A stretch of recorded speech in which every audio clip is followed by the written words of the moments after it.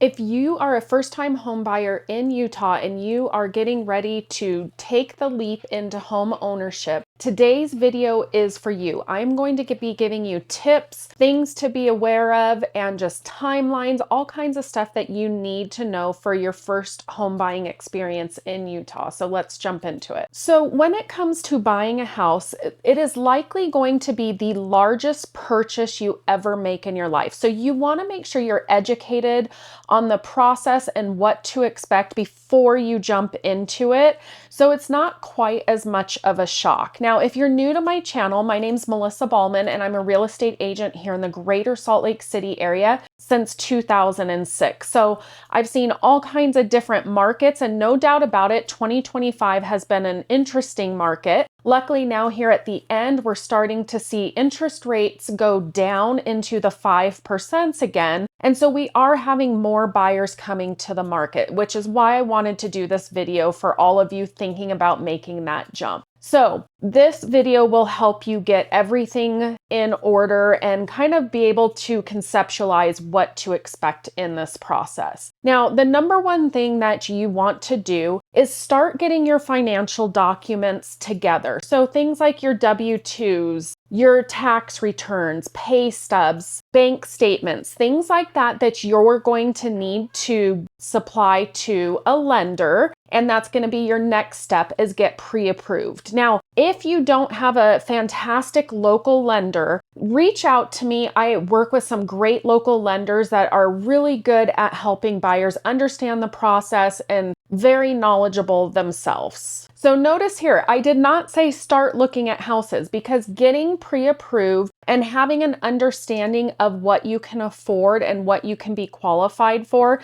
is really your first step, because the last thing you want to do is start looking at houses that you can't afford, because then your bar is up here and your budget is down here. And that's just how it is. I mean, I love $5 million houses. Doesn't mean I can afford $5 million houses. So when I start looking at houses that are 500,000, they're going to be quite a bit different than the 5 million. And it's going to set that expectation gap. And it's going to be honestly disappointing looking at $500,000 houses compared to $5 million houses. So pre-approval and understanding the financial behind it is going to be key right at the beginning. Now, when you're talking to a lender and you're going over numbers, do not go off of what you are pre-approved for. I cannot tell you the last time I had a buyer, if ever, that went, oh, I'm pre-approved for $750,000. That's the price I'm going to pay. It doesn't happen. Most of my buyers self-cap what they can afford comfortably. So you want to review those numbers with your lender. Now, at this point, this is a good time to get your agent, interview your agents, find out which one you want to work with, because they can help guide you as well in kind of understanding that affordability side of the lending. Now, what I mean by an agent helping you determine affordability, that comes down to things like, is there an HOA versus no HOA? What does the HOA cover to allow for monthly expenses that you won't have to pay out of pocket like you would in a non-HOA? Things like that, that an agent can help you figure out with the affordability side of things. Now, the last thing that you want to do is get yourself in a position where you're house poor. You know, you want to account for being able to maintain your lifestyle very relative to what it is currently. You know, you don't want to have a mortgage payment that you're like, I have no money to do anything but buy food most of the time. You know, I can't go out with my friends anymore, or I can't go camping anymore, whatever things you're used to. Make sure you are comfortable with the mortgage payment to sustain somewhat of that same lifestyle. I hope you're enjoying the video so far. If you haven't already, make sure you subscribe to my YouTube channel. That lets me know you appreciate the time and effort of the content I'm putting out there for you, but it'll also alert you each week when I drop a new video. Next, you want to start figuring out what are your wants in a house versus your non-negotiables with a house. Now, and this can change throughout the process, especially once you start looking at houses. You realize, oh, maybe I can or can't live with X, Y, and Z, and that list is going to change a little bit, but start figuring it out. For instance, I have a lot of first-time home buyers who are like, I'm not in a position to do a fixer-upper. I don't have the capital to do that. I don't have $50,000 to do renovations on a house as soon as I move in, or I'm not handy to even be able to do that. And then I have some clients who are like, I work in the construction industry. A fixer-upper is absolutely what we want because I can handle it. So that's what I mean about your wants versus your needs. Another example, for instance, is maybe you work from home and you're thinking, well, it would be nice to have a third bedroom so that I can make it into an office, but it's not a deal breaker if it's the right house. Maybe the house will have a designated desk area in a loft or something like that where it's not an actual bedroom.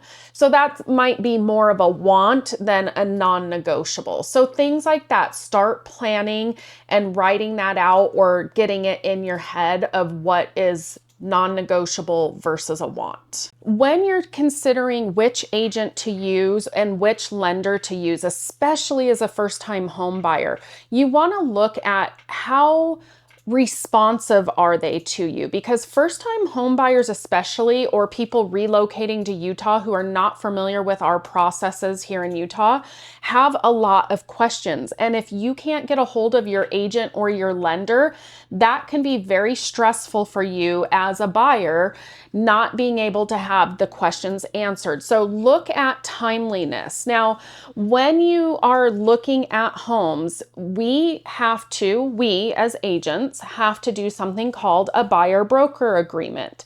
Now, you can do those buyer broker agreements for 1 day, one house, 6 months, whatever you want to do. Now, you be honest about this. So if you sign a buyer broker agreement with an agent for an entire weekend and you go out with them and you're like, yeah, the communication isn't good, or I just don't jive with this agent, I'm gonna get a different agent, but you liked the house that agent showed you, don't do that to the agent, because they are the ones that put in the work, that found that house for you, that showed it to you and did everything. So continue with them. But if you didn't find that your house with that agent, you want to move to another one, that is something to take into consideration when you're signing that buyer broker agreement. Now, if you're not familiar with the buyer broker agreement, you want to make sure you definitely talk to your agent about that before you sign it and understand what it is.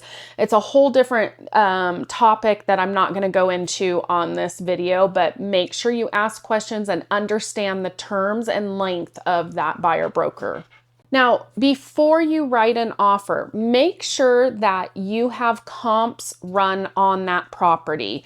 As an agent, I do not run comps ahead of time on every property we're looking at, because I spend a good amount of time on comps, 20, 30, 45 minutes. So can you imagine if you walk into a house and you're like, this isn't the one? It's a big time commitment for the agent to run comps. But when you're narrowing it down, make sure that they run comps, because as a seller, they might be asking for this certain price, but their home may not even appraise for that. And so comps will help you understand how to formulate your offer to the seller. I just had one recently that it was great news for my buyer, because the seller was asking less than what the comparables were in the area. So You know, that one we went in very confident with our offer at the listing price because I knew comparables around the neighborhood were higher than what the list price was. But on the flip side, I've also had it where sellers are asking way more than what I think the house can appraise for or what comps in the area are even going for. Next, do not underestimate the cost of buying a house outside of just the house itself. You are going to have fees, inspections, and you're going to need to know what types of inspections. So you have your general home inspection. Do you need a radon inspection? Do you want a meth inspection? Are you going to be living in Salt Lake City or Cottonwood Heights with these big, huge, mature trees? And you may need a sewer scope to make sure that roots are not damaging your sewer. So 2 months after you move in, your sewer line breaks and that just cost you $8,000 or $10,000 to fix. You know, things like that you need to account for. Now, if you're moving to a new neighborhood, you know, let's say out in Daybreak or Lehigh or somewhere where there's not really any mature trees, maybe you don't need to pay for a sewer scope, but you do have various inspections that you're going to need. At closing, you're going to have lender cost.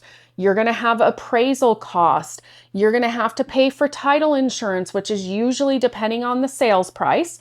But gonna be at least usually about $1,500, and it goes up, like I said, depending on the sales price and the loan amount of your property. You're gonna have to pay prorations of property taxes depending on when you're closing in the year. If you're buying in an HOA, you're going to have prepaids for that, prepaids for homeowners insurance. Depending on when you close in the month, you're going to have interest that you may have to pay on the loan. So, I mean, it really starts to add up into thousands of dollars. Now, currently at the time of this recording, but this changes, sellers are helping with closing costs to help offset some of that. But sometimes that's not always the case. And so you really need to be prepared not just for your down payment, but don't underestimate those additional costs that go into buying. Okay, now let's talk about the fun part, which is touring homes and starting to look at homes within your budget and where you're comfortable. Now, there's some things that I highly recommend to buyers when it comes time to looking at homes. We are a very seasonal environment, and the shoes that you wear matter on showings. And I know that sounds crazy, but oftentimes sellers will ask you to remove your shoes or wear shoe coverings. And if you think about it, if you are going to an outdoor space, you're going to want to carry your shoes through the house with you, or, you know, like in the wintertime, it's kind of a bummer if you're wearing big snow boots and you got to undo your boots and redo them. So take that into consideration when you're planning your outfit to look at houses, as crazy as that sounds, because most of my buyers are like, I'm so glad you said to consider my shoes. You know, in the summertime, if you're wearing flip-flops, that's great. You can kick them off really easily, but wintertime is coming, so be aware of that one. You also want to take into consideration how many houses are you seeing in a day. I tell my buyers they really start to cap out at about 6 to 7 houses. Everything starts running together. Now, I know that sounds crazy, and I recently, within the last month, had a buyer. We finished with, I think it was 6 or 7 houses that day, and my buyer said, oh, I feel like I could have seen 3 more. Well, the next day we met up because they were relocating to Utah and they were only here for a weekend. The next day we met up and my client said, you know what? I thought I was good, but those last couple houses are all starting to run together and I'm not thinking things through clearly.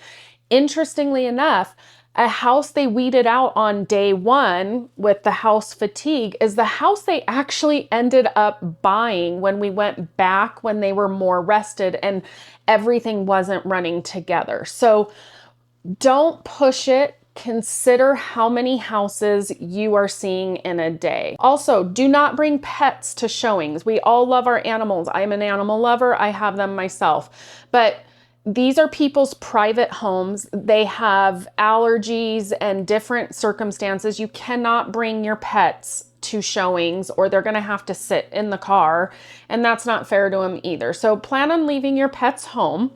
The other thing is, if you have children, really evaluate if they can handle looking at houses. And what I mean is, oftentimes homes are staged and you don't want kids jumping all over the staging. I've had kids on my listing start playing with the kids' toys and broke something, you know, things like that, that if your kid cannot handle the excitement and the day of looking at houses, it may be better to get a sitter or plan it when they're at school or whatever your situation is, and not have kids in showings. Now, that's not the case for everybody, but just a word of warning. Let's talk timelines of what to expect with the purchase. Now, every buyer is different. Some people will look at houses for multiple weeks before they decide on one.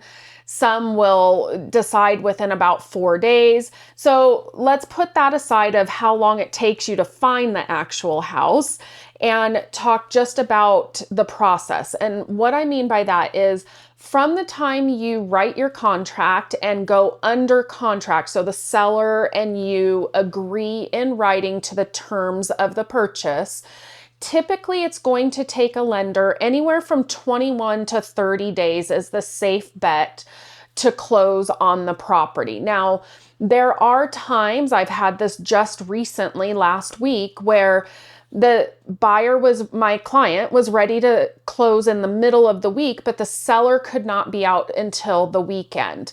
So we negotiated that in the contract to give the seller a little more time. But typically speaking, when you close and you sign the documents and you fund and you record with the county that you are the new owner, that is typically when you are going to get possession of the home and have the keys turned over to you. So generally speaking, plan on 30 days. Now, if you are looking at an HOA and there's condo certs and things like that the lender has to do, then it's going to be closer to that 30 days. But most lenders are doing loans in quicker times than 30 days. Now, we are heading into the holiday season, and so you really want to pay attention to holidays, because that can also extend your timelines, not just for closing, but your inspection deadlines, your financing and appraisal deadlines.